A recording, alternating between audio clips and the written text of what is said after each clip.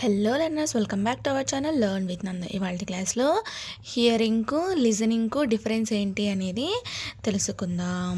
అర్థమైందా learners? హియరింగ్కు లిజనింగ్కు difference ఏంటి అనేది తెలుసుకుందాం. హియరింగ్కు తెలుగు అర్థం వినిపించడం.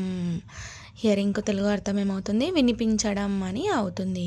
హియరింగ్ అంటే శబ్దం మన చెవులకు వినిపించడం. ఇది సహజంగా జరుగుతుంది, ఆటోమేటిక్గా జరుగుతుంది. అంటే సపోజ్ ఇప్పుడు మనం ఏదైనా ఒక కాన్వర్జేషన్లో ఉన్నామనుకోండి, నేను నా ఫ్రెండ్ ఏదో ఒక కాన్వర్జేషన్లో ఉన్నాము. నాకేమో అంటే నేను శ్రద్ధగా కాన్సన్ట్రేషన్తో వినకపోయినా వేరే వాళ్ళు మాట్లాడేది నాకు ఆటోమేటిక్గా వినిపిస్తుంది చూడండి, దాన్ని హియరింగ్ అని అంటారు. అర్థమైందన్నా?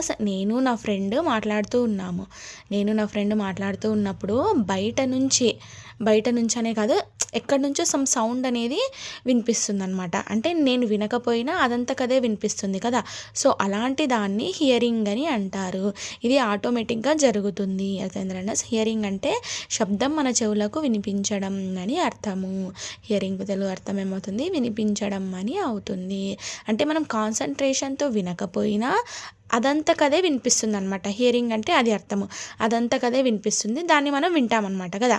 ఇప్పుడు ఎక్కడైనా సరే అల్లరి జరుగుతున్నప్పుడు మనకు ఆటోమేటిక్గా వినిపిస్తుంది కదా.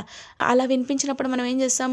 ఎవరు గొడవ పడుతున్నారు ఏంటి అనేది మనం వెళ్ళి చూస్తాం కదా. సో అలా అంటే ఆటోమేటిక్గా మనకు వినిపించినప్పుడు దాన్ని హియరింగ్ అని అంటారు. అర్థమైందా? Examples: I here A noise, నాకు ఒక శబ్దం వినిపిస్తోంది.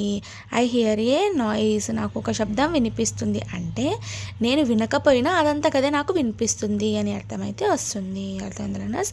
She heard some one calling her, ఎవరో ఆమెను పిలుస్తున్న శబ్దం ఆమెకు వినిపించింది.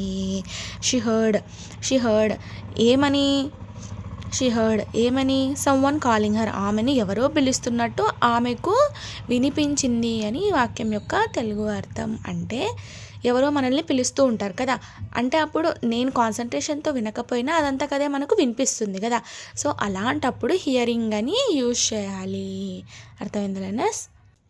హియరింగ్లో మనము ప్రత్యేకంగా దృష్టి పెట్టకపోయినా శబ్దం వినిపిస్తుంది. అర్థమైందా? అంటే మనం కాన్సన్ట్రేషన్తో వినకపోయినా ఆటోమేటిక్గా అదంతకదే మనకు వినిపిస్తుంది అనమాట. అలా వినిపించడాన్ని హియరింగ్ అని అంటారు. అర్థమైందా?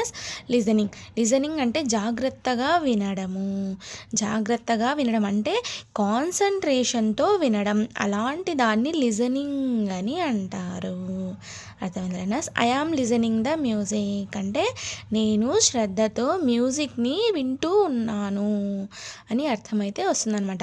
లిజనింగ్ అంటే జాగ్రత్తగా శబ్దాన్ని వినడం. జాగ్రత్తగా అంటే కాన్సన్ట్రేషన్తో వినడాన్ని లిజనింగ్ అని అంటారు. ఆటోమేటిక్గా వినిపిస్తే అదంతకదే వినిపిస్తే హియరింగ్ అని అంటారు. మనం కాన్సన్ట్రేషన్తో వింటే దాన్ని లిజనింగ్ అని అంటారు. అర్థమైందా? ఇప్పుడు లిజనింగ్కు సంబంధించి ఎగ్జాంపుల్స్ చూద్దాం. I am listening to music అనే వాక్యానికి తెలుగు అర్థం నేను సంగీతం జాగ్రత్తగా వింటున్నాను.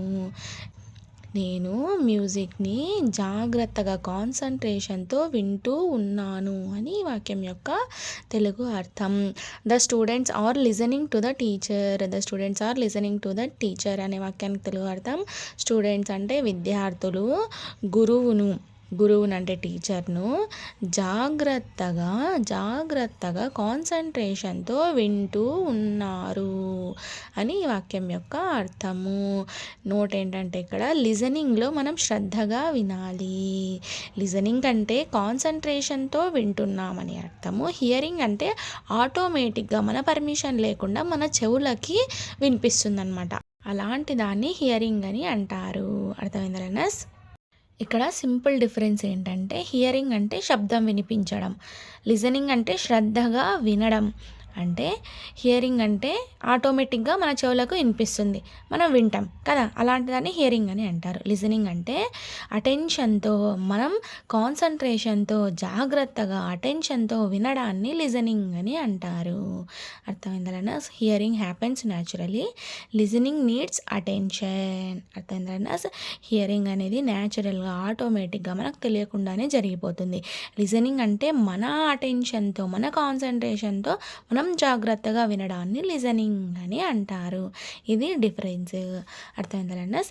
Thank you so much for watching this video. Please subscribe to learn with Nandu channel for more videos. Thank you.